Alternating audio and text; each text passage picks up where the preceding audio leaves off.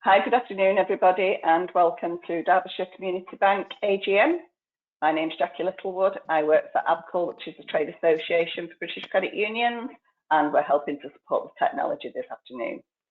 So everybody that's joined us, and we have 17 members online at the moment, are in listen-only mode, and I'm just going to take you through the housekeeping to show you how you can ask any questions throughout the AGM and also do some electronic polling. So if you're joining us on a PC or a laptop, it's in the control panel at the top right-hand side of your screen. You scroll down to where it says questions and click on the little question mark, a little triangle at the side of the question mark. It brings the box up for you to type questions. These questions can be typed at any time, and we will feed them to the board as and when we come to the relevant part. If you're using a PC and a laptop, it's indicated in the question box in your control panel.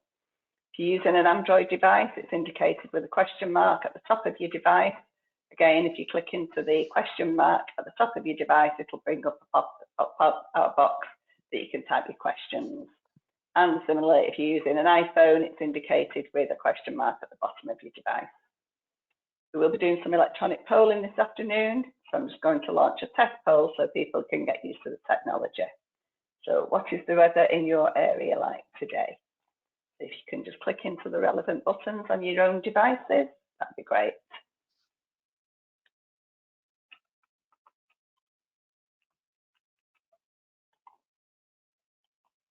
If there's anybody that's sat side by side using the same device, so if you've got two members in the same household that are using the same device, if you could let us know by typing into the question tab on your control panel who it is that's sharing the device.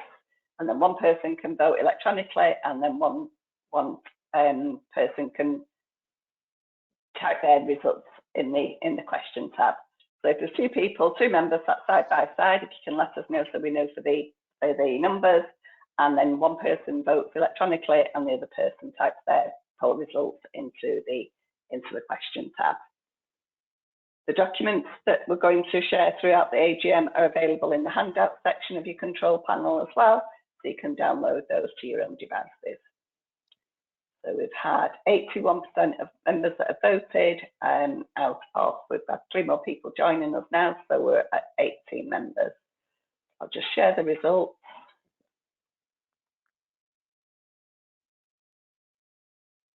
And that's how we will be using the electronic polling going throughout the AGM. So I'll hand over to Simon to formally open the AGM, and I'll put the right slides up.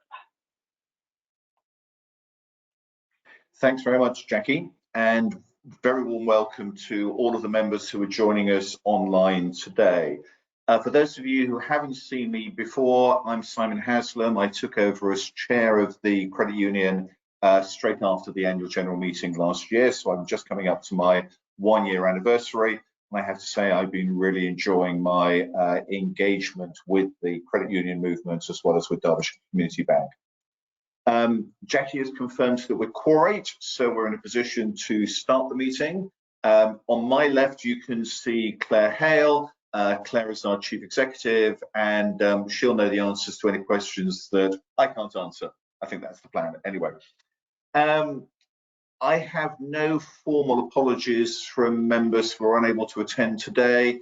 If any of you have apologies from members of your household or other people who weren't able to join, if you can type that in the questions, then Jackie will take a note of that for the minutes for next time.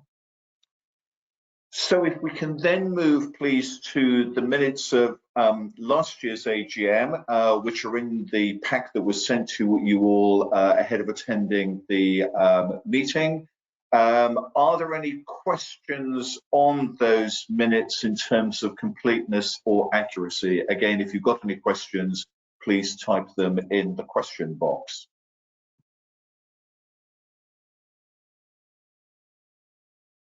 No, in that case, I'd like to move the resolution to approve the minutes of last year's annual general meeting to confirm that they're a true record. So we can please move to the poll on that, Jackie.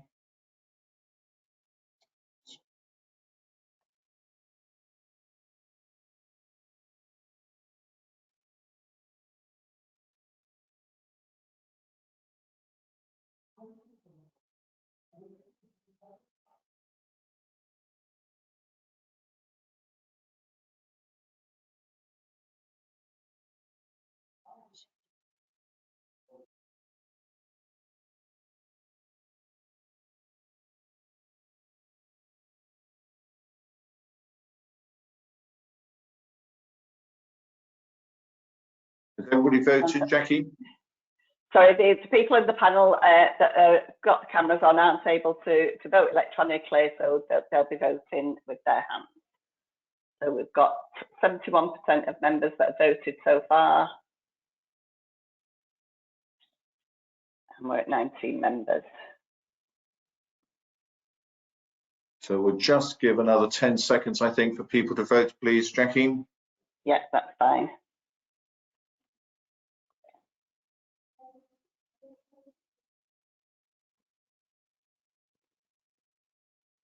Yeah, 76% of people have voted now, so are you happy for me to close the vote? Yes, please.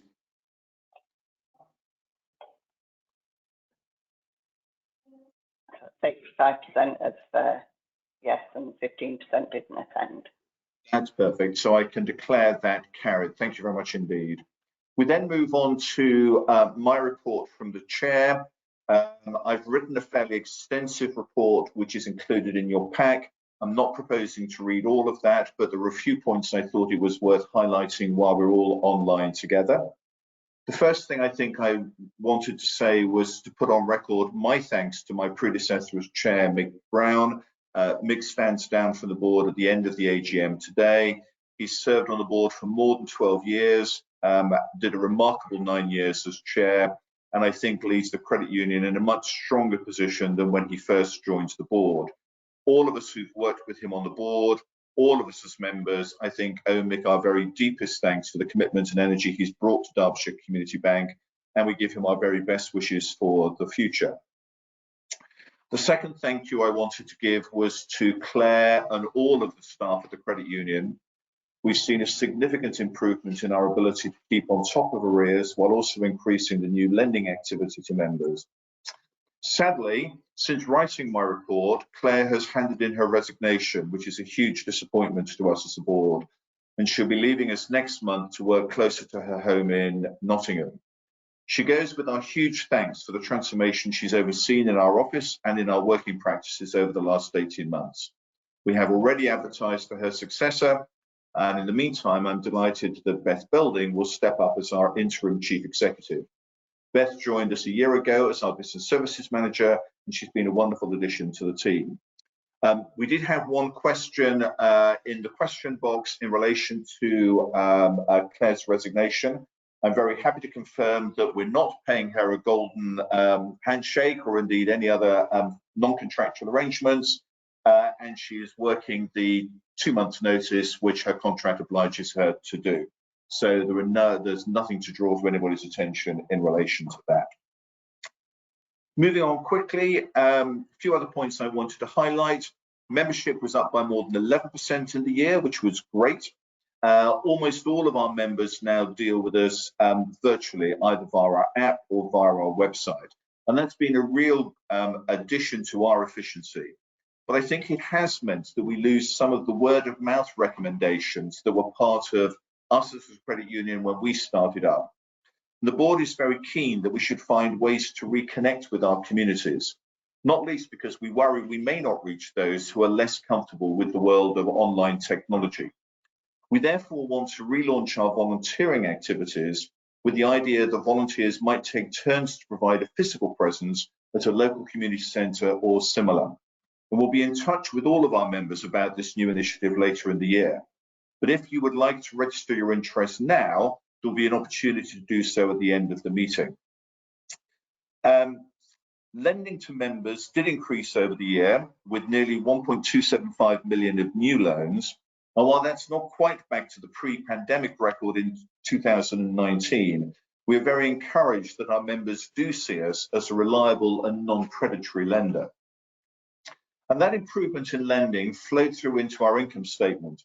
Loan income was at its highest for a very long time at over £417,000.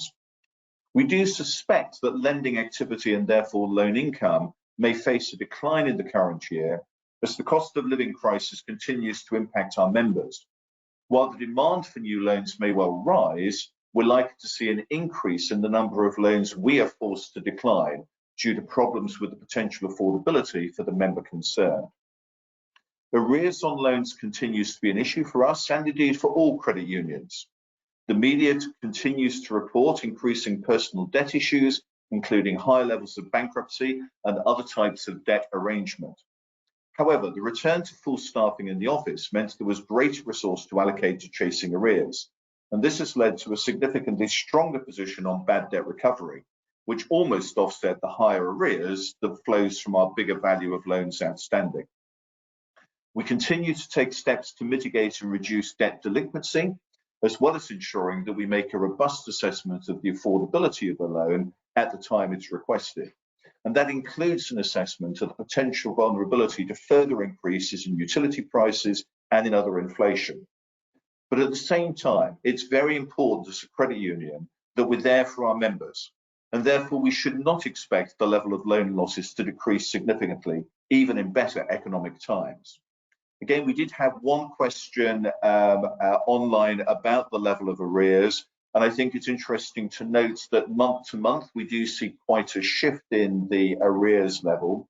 The high point of arrears was at 11.54%, which was in August, and we saw a low point of 8.99%, which was in December. And we do see a degree of change, for us, say, from one month to the next. Overall, as a board, we were very pleased with the financial outturn for the financial year. We budgeted for a small deficit, but we ended the year with a very respectable surplus. That was helped by having none of the one-off items that impacted us last year, particularly the costs of exiting our previous offices in Cornmarket in Derby, and the improvement in net bad debt costs, net of recoveries, that I've already spoken about. The board is hopeful that we have now returned to a position where we might reasonably forecast modest surpluses most years. The board has approved a budget for the current year, showing a surplus of some £20,000, and we're currently performing a little ahead of that after the first 4 months of the year. However, the full effects of the cost of living crisis have still to work through for our members, and therefore for us. So I will express a degree of caution about our ability to sustain that outperformance for the rest of the year. Taking into account the outturn for the year, the board is recommending a 1% dividend for the year at a total cost of just under £14,000. The rest of our surplus for the year, some £50,000, will be added to reserves, and a resolution to approve that dividend is included later in the agenda. At the end of the financial year, we finished with reserves of just under £390,000.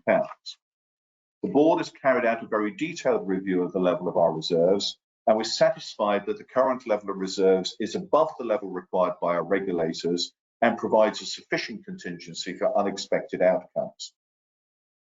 As a reminder to all of our members, as a credit union, we are regulated by both the Financial Conduct Authority and the Prudential Regulation Authority. Both regulators have thankfully traditionally applied a light touch to their regulation of the credit union sector.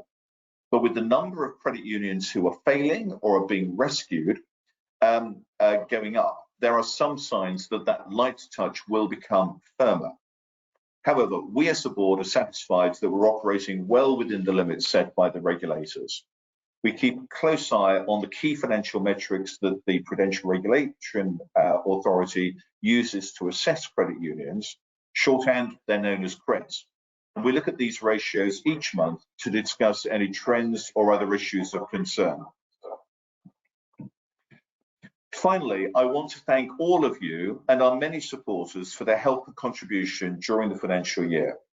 As outlined above, we hope to further build upon this in the coming year and to develop new fruitful partnerships across our common bond area. With a potential population of those living and working in that area of over 1.2 million people, and a membership today of less than 4,000, we've got a lot to aim at. Finally, I must express my sincere gratitude to my colleagues on the board of directors who meet regularly to steer us in the right direction, and also, of course, to thank you, our members, without whom none of this would exist for the local community. That's the end of my report. I don't know whether there are any questions that have cropped up in that case. I'm going to move straight on to the report from the Supervisory Committee. Now, as I put in the written pack, the supervisory committee is the way in which credit unions traditionally provide assurance to the board and to the members that internal controls and internal processes are operating satisfactorily, and that assurance being supplementary to the comfort we get from our external audit. In many other organisations, we think of the supervisory committee as being an internal audit function. Sadly, John Filsack, who was confirmed at our AGM last year as the sole member of the supervisory committee, concluded that he was unable to devote sufficient time to the role and tendered his resignation from the committee in June. Since then, despite every effort, it's not proved possible to identify a suitably qualified individual or individuals to form a supervisory committee. The board clearly has concerns that without a supervisory committee, we don't get that reassurance that our processes are working properly. We've therefore agreed on a temporary basis to appoint an external professional accounting firm to carry out an agreed range of internal audit activities and report on those to the board. So if any members are willing and are suitably qualified to serve as a supervisory committee, they're asked to make themselves known to me or to the chief executive. If it doesn't prove possible to deliver a functioning and effective supervisory committee in the coming months, the board will have no choice, I think, but to bring a formal recommendation to members to discontinue the supervisory committee and to move to a formal internal audit model. Interestingly, that route has been taken by an increasing number of other credit unions. Again, I'm just keeping an eye on questions. No, okay. So let's then move on to the Treasurer's report. Again, the detailed report is included in your pack. So I'd like to hand over to Pat Butler, our Treasurer. Pat, is there anything that you would like to add to supplement your report? Thank you, Chair. No, not really. You can see the report in the pack. I'm happy to say that in most areas we've grown, sometimes just slightly, but it's a steady growth, and we remain compliant with our capital to asset ratio exceeding the 10%. So in light of the surplus, I'd like to recommend that a 1% dividend is paid this year. And that's it from me. Thanks very much. Is there any questions? If anybody's got any questions, they can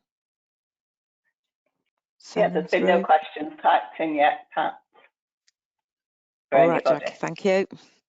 All right, so thank you very much for that. We then move on to the audited accounts to September 2022. The full accounts have been included in the pack sent to all of you when you registered for the meeting. I apologise for them being lengthy, and for those of us who aren't accountants, maybe not the most exciting document, but it is a formal requirement that we do have those full accounts. Are there any questions that anybody wants to ask on the annual report and financial statements? Again, if anybody has got any questions, they can be typed into the question tab in your devices.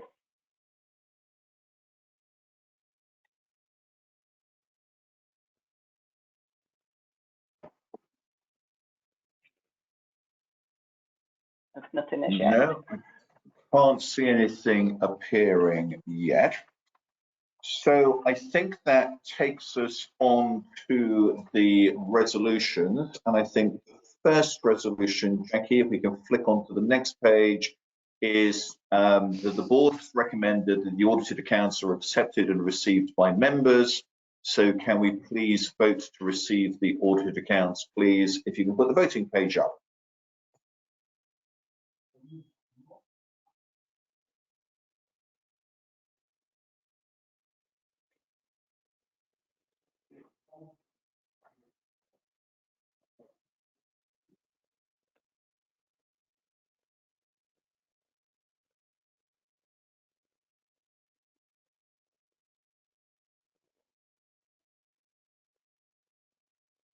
How are we doing, Jackie? We've got 78% of members that have voted, at 83% now, it's just gone up, and it's a majority yes. Okay, so if we can move to receive the results of that. Thank you. So I declare that carried, and we then move on to the next resolution, which is the payment of dividend. So it is recommended by the board that we pay a dividend of 1% on all shares. Can we please vote in favour of that?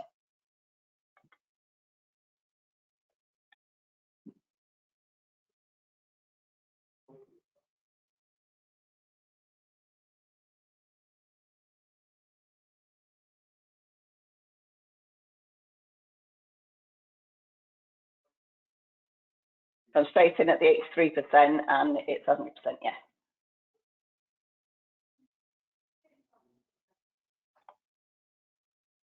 So if we can close that, please. I declare that carried. Thank you very much indeed. We then move on to the next resolution, which is the reappointment of Alexander Sloan as our external auditors. They've been effective in doing our audit for the last few years, so we have no concerns as a board in recommending their reappointment, and that will authorise them to stay in place until the end of the annual general meeting next year. Can I please ask you to vote in favour of their reappointment?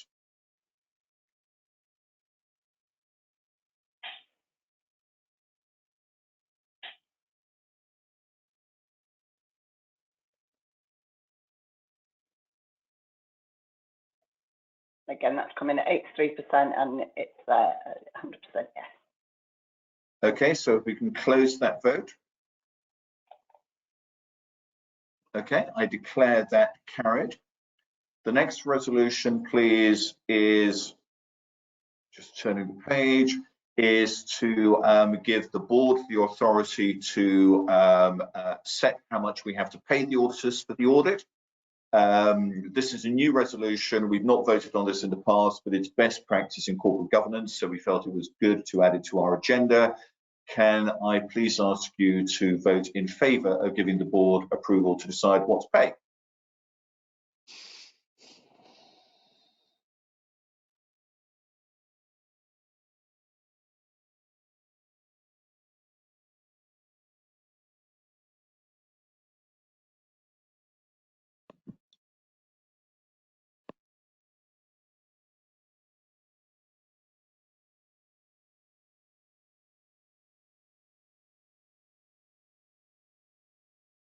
Got 78% of members. Okay, yeah, so 78% of members voted and it is at 100% yes. So if we can close that. Thank you very much indeed. We then move on to the resolutions for the election of directors. As I've already mentioned, Michael Brown is standing down at the end of this meeting. John Filsack on supervisory committee stood down during the year. The remaining existing directors, as listed on your slides, have all expressed their willingness to continue to serve for another 12 months. And we have one new director, Graham Bolton, who expressed interest in joining the board. We took him through a challenge and scrutiny, and the board are very happy to recommend that he should join the board. Best practice is that we will vote on each director individually. So we'll now put each of those polls up in turn. If we could, Jackie. So the first one is voting in favour of electing Graham Bolton as a new director of the Community Bank.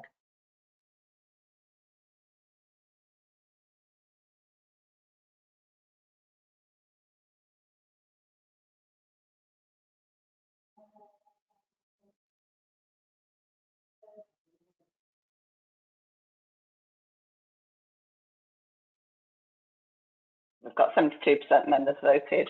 So Graham is online, so we won't be voting for himself, so that's why the numbers are down, but it is a majority, yes. Okay, so if we can close that. Excellent, thank you, and welcome Graham to the board.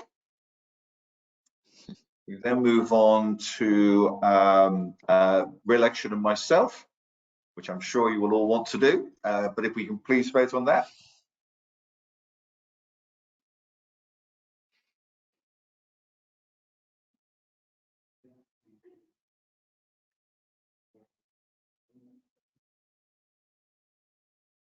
Yeah, that's gone straight in 83% of members that voted. 100% yes. Thank you. Thank you very much for that. We can then move on to the next page, please. So we now have a series of votes for Adele, for Pat, Philip, Gordon and Malcolm, who are the other serving directors. We'll take each of those in turn. So we can do the vote for Adele, please.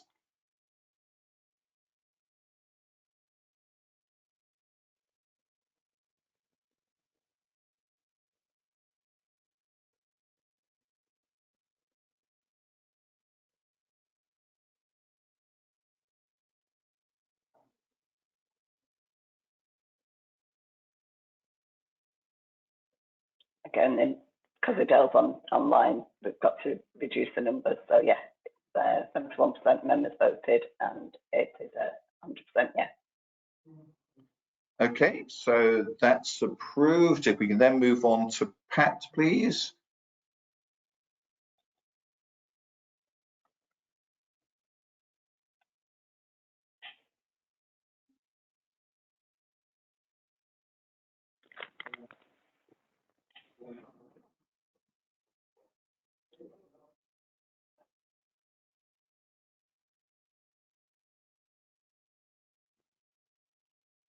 Yeah, again, it's 100% yes.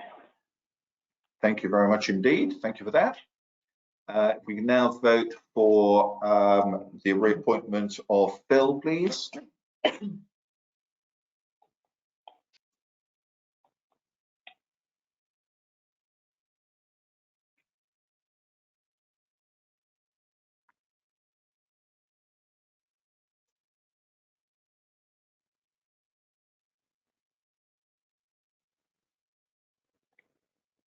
Yeah, that one's been approved. Thank you very much indeed. We then move to vote for Gordon Thomas, please.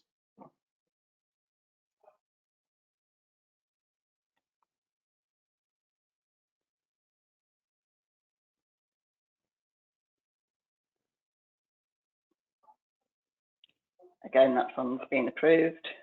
Thank you very much indeed. And last but not least, can we vote for the re-election of Malcolm Wright, please?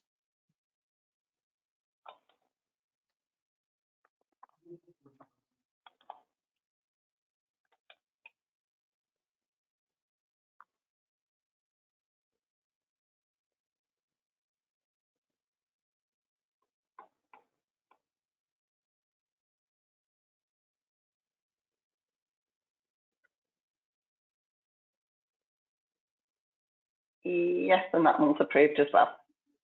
Thank you very much indeed. If we can then move back to the slides, please, Jackie.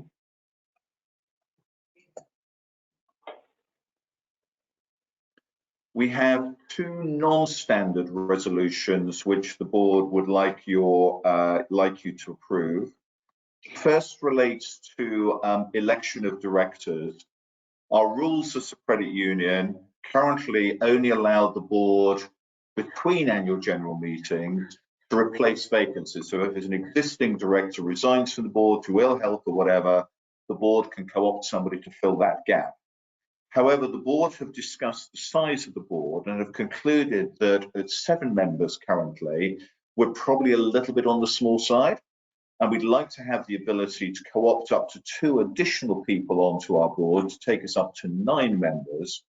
And therefore, we'd like to ask for your authority to allow us to co-opt up to 2 additional people to the board during the course of the year.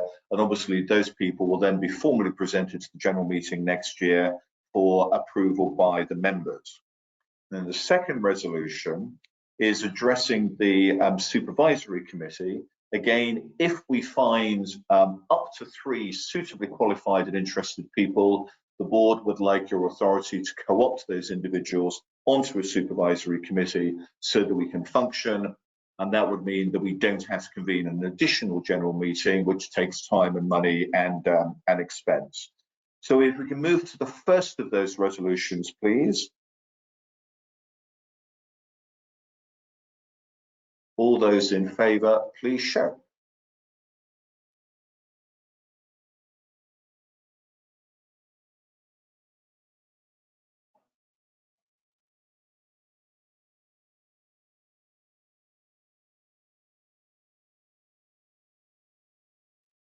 of people voted on that one, and yes, it's been passed. Thank you very much indeed.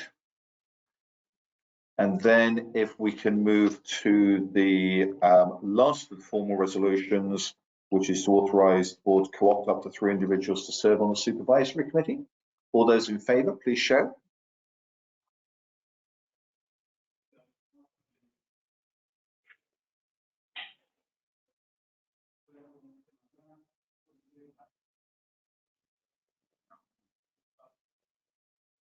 Yeah, that one again has been approved. Thank you. Thank you very much indeed. Thank you to all of those who have voted. We then have one last item where we would ask you to engage with the online vote. We want to use the voting buttons really for people to tell us if you would like to volunteer for further involvement in Derbyshire Community Bank. So if you'd be interested in working with us as a volunteer, when the voting schedule comes up, please vote A. If you're interested in learning more about what serving on the board entails, because you might be interested in putting your name forward for that, please vote B. And if you're interested in finding out more about what serving on the supervisory committee might involve, please vote C. Whichever of those you vote, we will then be in touch with you, either Claire or myself or one of the team, in the coming days to follow that up with you in more detail. So if we could please put that voting page up, Jackie.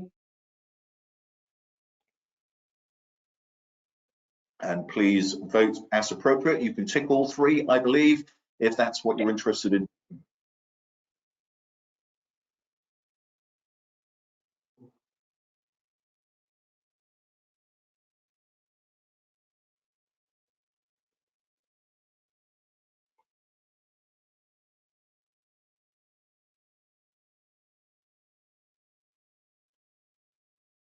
Do you want to leave this one up for a certain time, Simon? Because we won't be able to tell us. No, not everybody will vote. So let's leave that one up for a moment while I go through the formal stages, as we like, of preparing to close the meeting. Yeah, so I want to thank you all for taking time in the middle of a busy Monday for coming online and participating in the meeting. That really is appreciated. Do continue to tell your friends, the people you work with, about DCB. We are there for the community, and the more people that know about us, the more people we can help, and that'd be just wonderful. And if you want to get in touch with us during the year on something other than the administration of your account, which obviously please use the app, please get in touch with the office in the usual way. But if you want to hear more from the board, if you want to hear more from me, you can always reach me by emailing me at my account at DCB, which is chair@dcbank.org.uk. I remembered it correctly. So please feel free to ping me an email at any time if you've got any questions or there's something you want to find out about. Okay, I think that's probably it. So we'll close the poll now, just so as it's not causing a problem for the system, and then we'll close the meeting. Thanks so much for your time, everybody, and all the best. Bye. Thank you. Goodbye, everybody. Have a nice afternoon. Thanks, Jackie. Thank you. Yes, you too. I'll be in touch. Thank you. Bye-bye.